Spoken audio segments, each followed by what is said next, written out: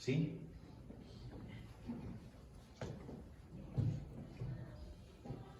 Soy un profeta de Dios.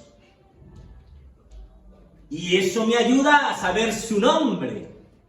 ¿A que no me equivoco y usted se llama Eliseo? Así me llama. Y usted Carlos. Y viene de Suiza. Y usted Jorge y en sus ratos libres monta ventiladores en la iglesia de la calle Fromista.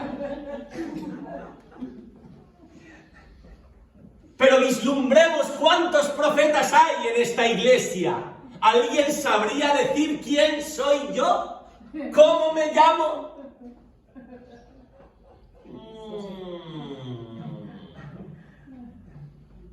No hay mucho profeta aquí. Isaías, mi nombre es Natanael.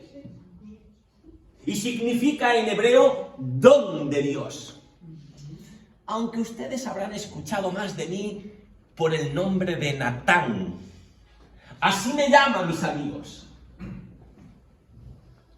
¿Sabe, Francis? Por muchos años profesionalmente fui consejero de la corte real.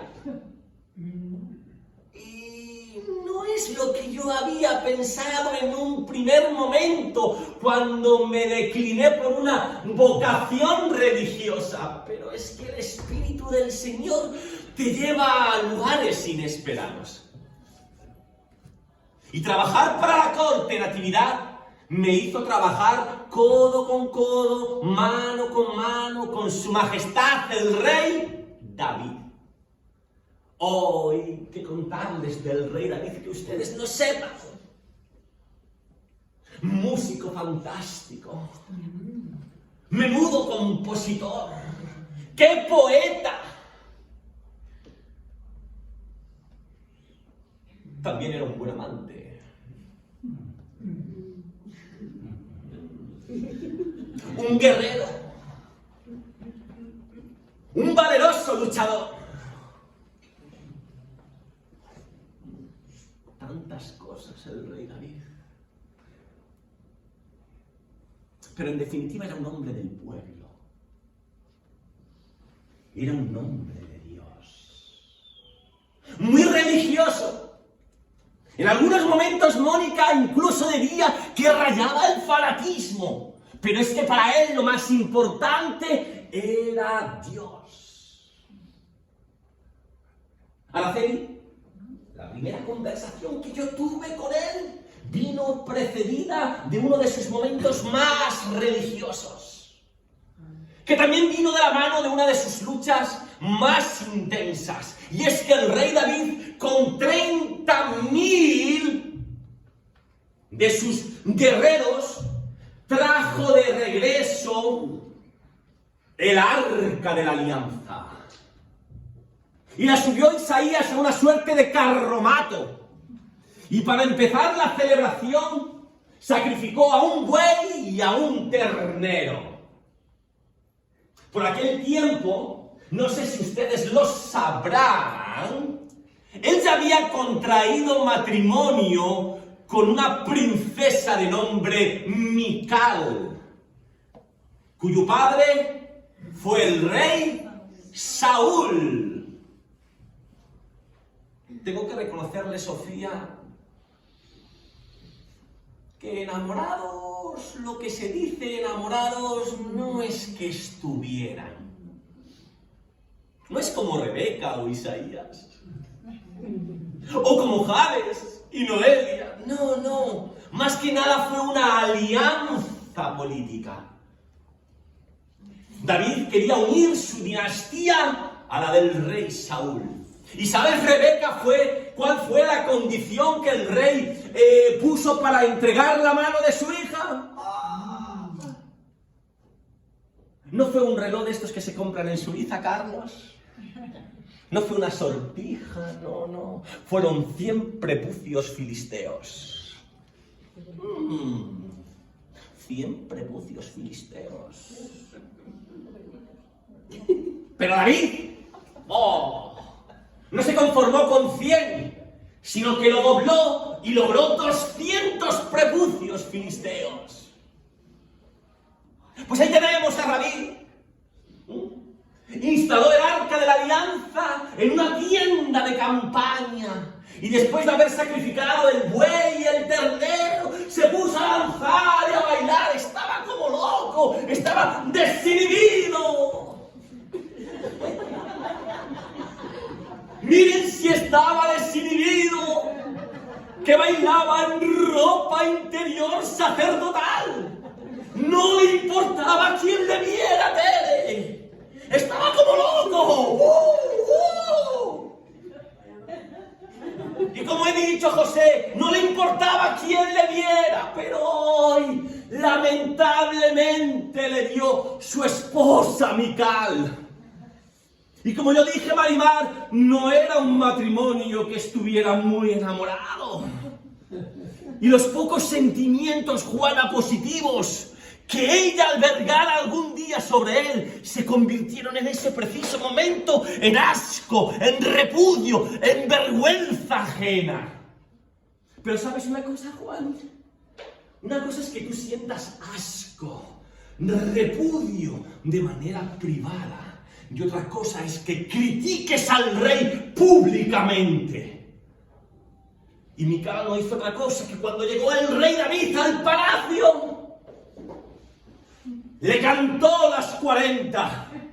Y llegó David y en nombre del Señor la maldijo, diciendo: no tendrás ni un solo hijo en tu vida. Y se cumplió. Mical murió sin descendencia, Gabriel, y ahí acabó la dinastía del rey Saúl. Este es el telón de fondo de mi primera conversación con el rey David. Aquí al hacer nos damos cuenta un poquito de la complejidad de este personaje. Yo creo que él pensaba que nunca podía hacer nada malo, que Dios siempre estaba de su lado y que el fin justificaba los medios. Que hiciera lo que hiciera, tendría el beneplácito de Dios. Pero tengo la sensación de que este hombre jugaba con la paciencia de Dios. ¿Acaso él, por su posición, por ser rey de Israel, no debería de ser más comprensivo con las críticas de las personas más allegadas a él? ¿Qué pasaría, Guadalupe, si un día su pensamiento y la voluntad de Dios no coincidía? ¿Quién se atrevería a decirle nada?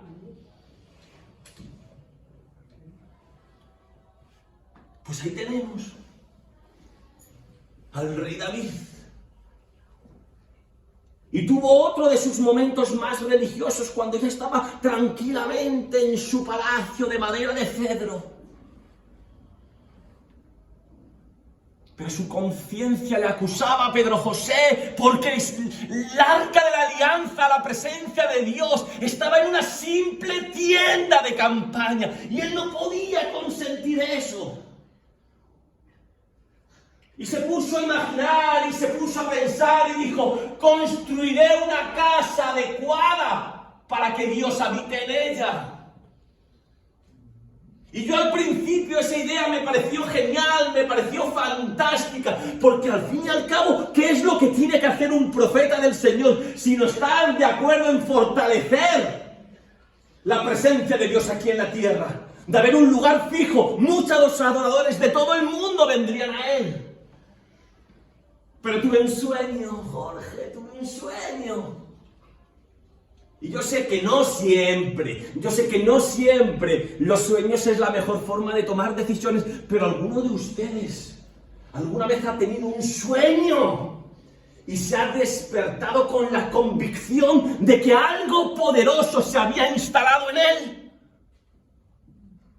Eso me ocurrió a mí. Y decidí ir a hablar con el rey David. Pero tenía mucho miedo. ¿Cómo enfrentarme a esta persona? ¿Y si se lo tomaba mal como hizo con Mical? Pero fui y le dije lo que sentía de parte del Señor. Dios no quiere que le construyas un templo, no al menos ahora, Tere. Él se siente bien en una tienda de campaña porque quiere sentirse libre, quiere viajar con el pueblo, quiere acompañarlo en las batallas. Es más, David no ha nacido para construir templos y palacios finos. Su llamado es otro. Él tiene muchos viajes por hacer y muchas guerras que luchar.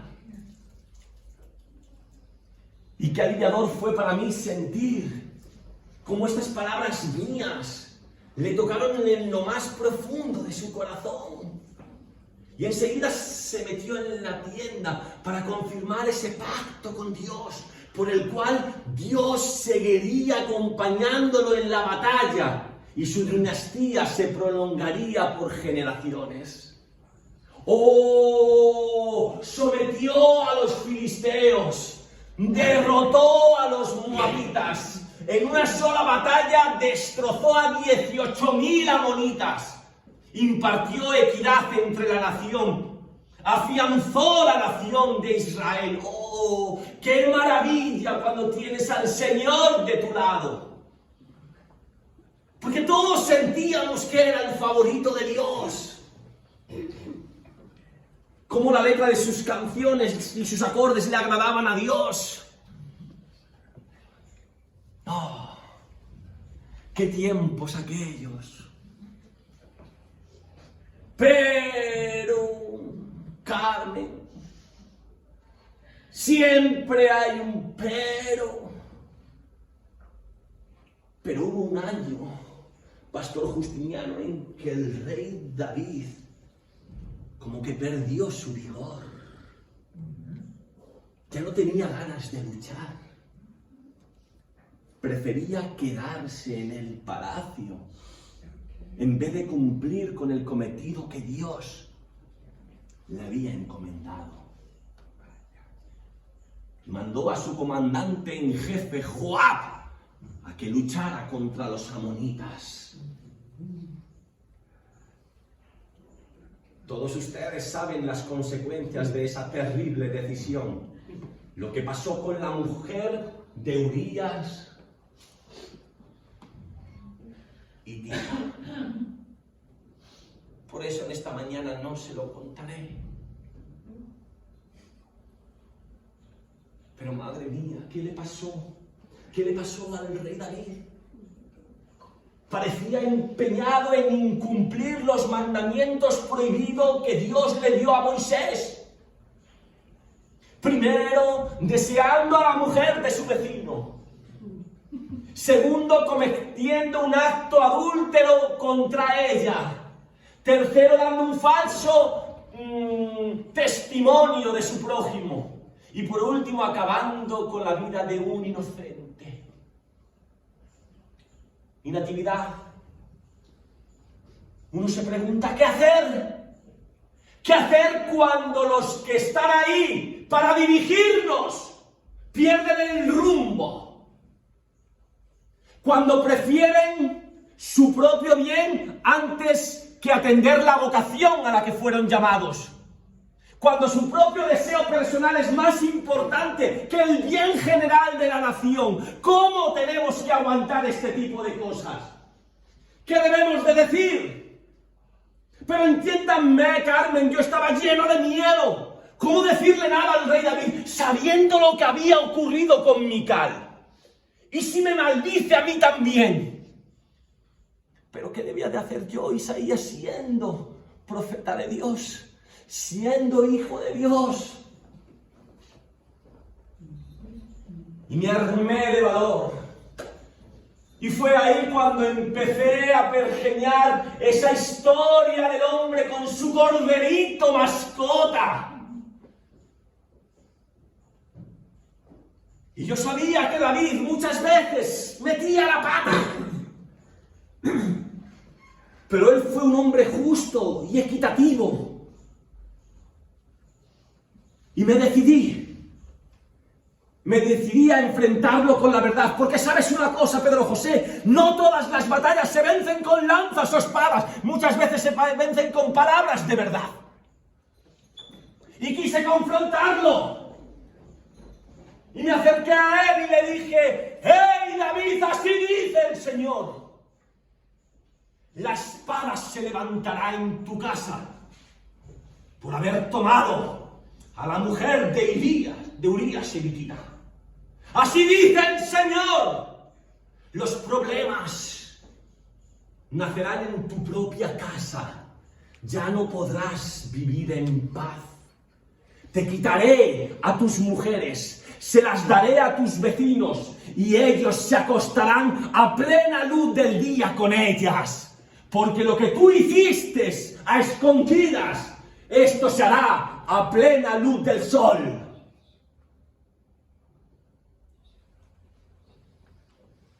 Imagínense ese hombre fornido, valiente, que nunca temió a nadie. Vi como desde lo más profundo de su alma moría dentro de sí por las simples palabras de un profeta enviado por Dios. Y me confesó su pecado, como si fuera un sacerdote en lugar de un profeta. Y yo pensaba que así la historia había acabado, pero no, sentí algo más por parte del Señor, y le dije: así dice el Señor. Porque el Señor ha quitado tu pecado, no morirás. Sin embargo, con este acto has despreciado totalmente al Señor, y el hijo que te nacerá morirá. No, mi hija no, por favor, mi hijo. Oh. ¿Pueden ustedes imaginarse lo que eso representó para nosotros? Un niño inocente murió sin tan siquiera ser nombrado. ¿Ustedes saben que el rey David casi muere de hambre mientras su hijo agonizaba? Y a partir de ese día tuvo que vivir con la culpa de que por su pecado había muerto un niño inocente. Oh. Y uno, Carmen, se pregunta: ¿por qué? ¿Hasta cuándo los niños y las mujeres tienen que cargar con las consecuencias de los pecados de reyes o príncipes? Es como si esa casa ya estuviera maldita. Incluso Amnón, otro de los hijos de David, violó a su hermana Tamar. ¿Por qué Tamar tuvo que pagar por los pecados del hijo? ¿Es así como Dios trabaja? ¿Es así como Dios funciona? Alguien me preguntó: ¿fue Dios el que mató al hijo de David? Espero que no, y deseo que no. Pero la historia es así.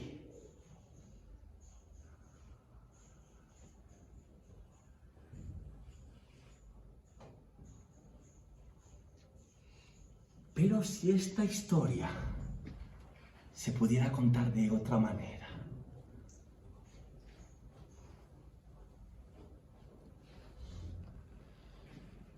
¿Y si Dios, ese Dios al que ustedes han venido a adorar y alabar aquí, no es una suerte de mala copia del rey David, guerreando, luchando, castigando? No, no, no, no, no, no.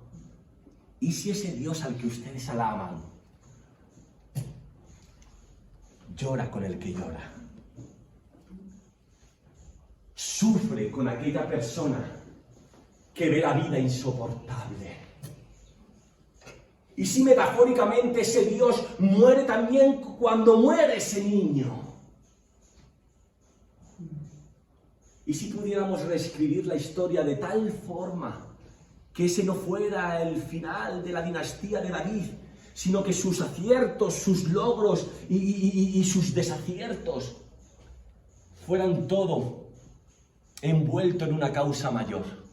¿Y si el Dios en el que creemos sigue cumpliendo su pacto con Noé, con Moisés, con Abraham y con David. Y si llega un día por querer soñar, no necesitamos seguir sacrificando corderitos ni ovejas, sino que un único sacrificio acabe ya con todo. Termino con esto en esta mañana. Esta historia que yo le conté al rey David le hizo confesar su pecado y tener un cambio de actitud. Ojalá otras muchas historias que puedan ser contadas hoy en día nos puedan ayudar para seguir avanzando. Que Dios me los bendiga. Yo regreso a mi lugar para seguir con mi cometido. Hasta pronto. Amén.